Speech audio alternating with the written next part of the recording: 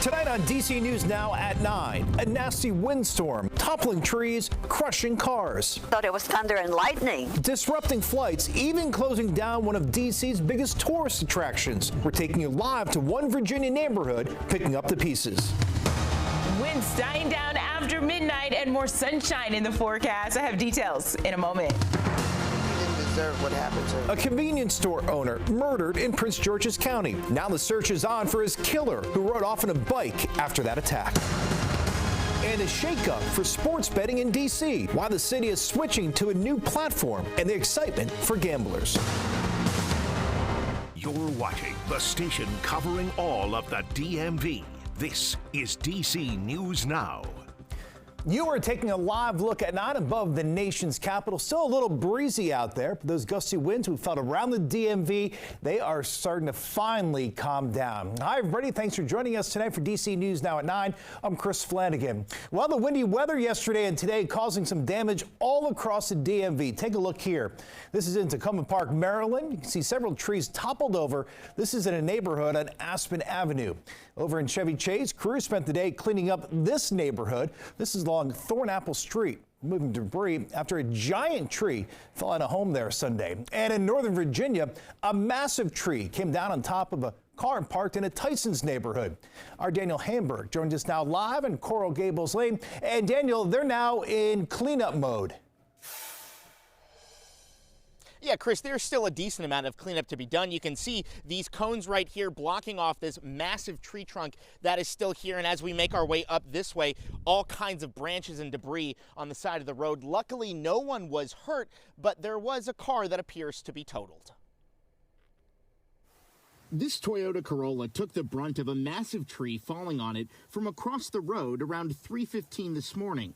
Neighbors heard a loud bang. To me, because I was sleeping and I thought it was thunder and lightning, because I could hear the airplane going down. When I look out this morning, it is terrible. VDOT crews worked through the day to get the road clear, all pushed to the side for now. This is pretty crazy. I guess the ground was so wet from all the rain we've been having and the wind.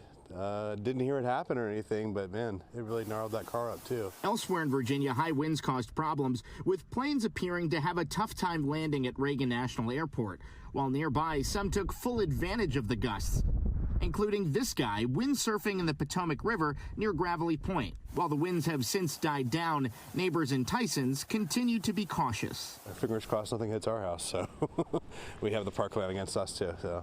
It's part of the price, I guess, of having the beautiful trees behind us. Yeah, so of course a big shock to people who are living in this neighborhood. Neighbors tell us that they are happy that nobody was hurt and that it didn't actually fall on any houses, as we've seen in some other areas. Everyone looking forward to the nicer weather coming. We're live in Tysons. Daniel Hamburg, DC News Now. Could have been much worse. Daniel, thank you. Meanwhile, the wind even forced the Washington Monument to close both today and yesterday. Now, we've reached out to the National Park Service to see if they plan on reopening once again tomorrow. And for the latest on the wind and the windy conditions, let's get right over to Chief Meteorologist Janessa Webb. And Janessa, I suppose the good news tomorrow, you're saying, doesn't look as windy. No, actually, winds are going to start to die down overnight, but this was like a prolonged situation starting late on Friday and throughout the entire weekend, with the worst really happening yesterday with even a little bit of snowfall. And we still have customers that are out of power out towards Fauquier County and areas like Loudoun County. It has gotten better for Baltimore into areas of Southgate as well, just in the last few hours, but definitely people is trying to get their power restored. Here's our current wind gusts now coming out of the north and west. At this point, it's 10 to 15 miles per hour, with the heaviest out towards sections of Fairfax County and Anne Arundel County. But as I said, really that low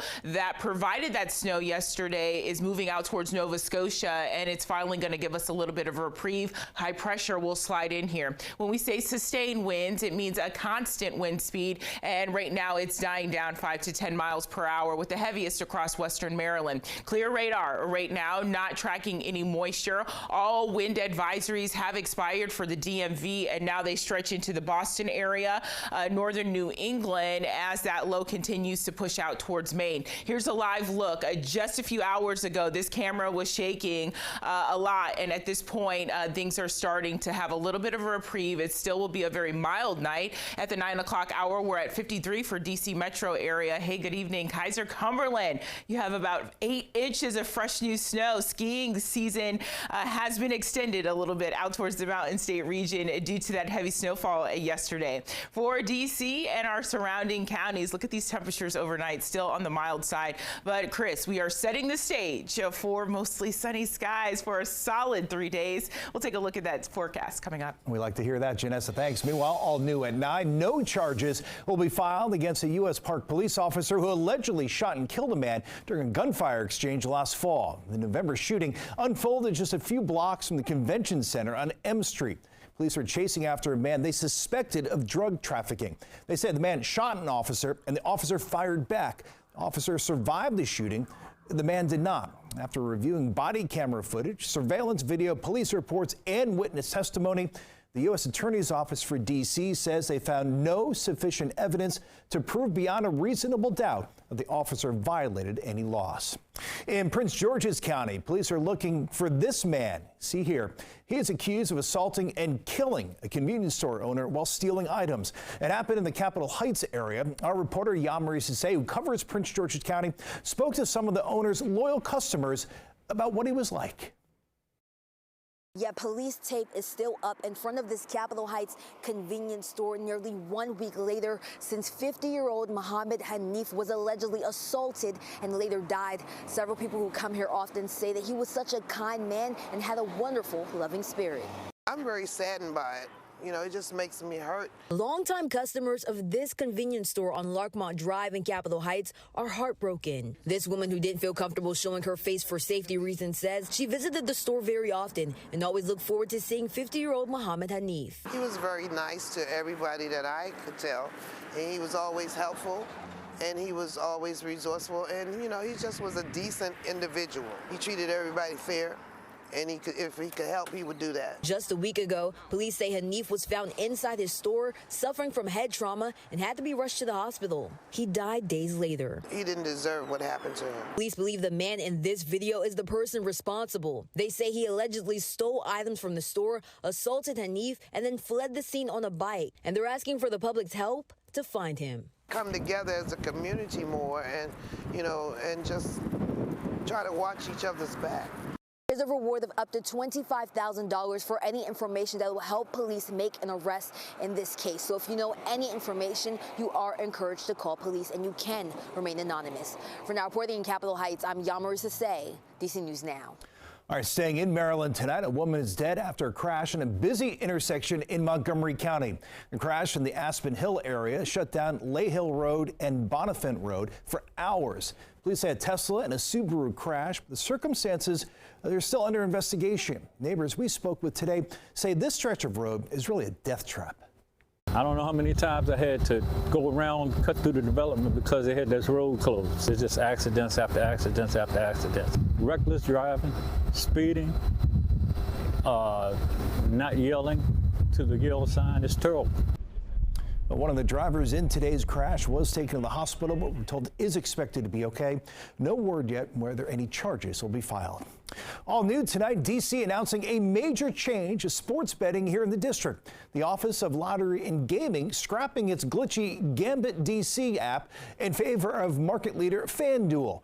Our reporter Mariel Carbone following the story for us tonight. Mariel, city leaders hope this will boost tax revenue from gambling. Yeah, Chris, that is the hope. Ever since D.C. legalized sports betting back in 2019, it really hasn't seen the revenue it expected. In fact, Gambit D.C. lost money in its first year in operation. So city leaders are hoping to see that change. And bettors we spoke to, they welcome this change, too.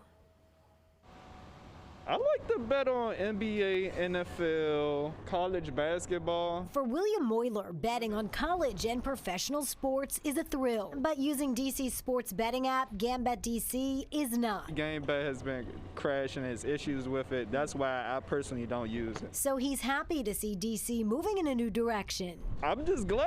Saturday, the Office of Lottery and Gaming announced that FanDuel will soon serve as the district's new vendor for sports wagering, replacing Gambit DC, which has been highly criticized for its poor performance. The mobile app crashed during the 2022 Super Bowl and lost money during its first year in operation. It gave them a lot more business. In a statement, OLG Director Frank Suarez said FanDuel's industry-leading offering will ensure that the district maximizes revenue under its existing contracts this year, while delivering a best-in-class experience for 18-plus residents. Meanwhile, FanDuel projects it'll generate up to $119 million in tax revenue for the district over the next 5 years, compared to just $10 million if DC kept its current system. You can maneuver and navigate through the different type of bets that you want. Jerome Smith says it's a positive change and will make it easier for newcomers joining the sports betting industry. Now, it's very user-friendly. You can give it to somebody who's brand new at sports betting overnight, and you can explain it quite easily. And so FanDuel actually already operates in neighboring Maryland and Virginia. As far as the timeline for this switch, Chris, the exact date is not known. We just know that it's going to happen in the spring and that the kiosks you might use for Gambit DC, they will actually move over to FanDuel kiosks on a rolling basis. Reporting live in the newsroom, I'm Marielle Carbone, DC News Now.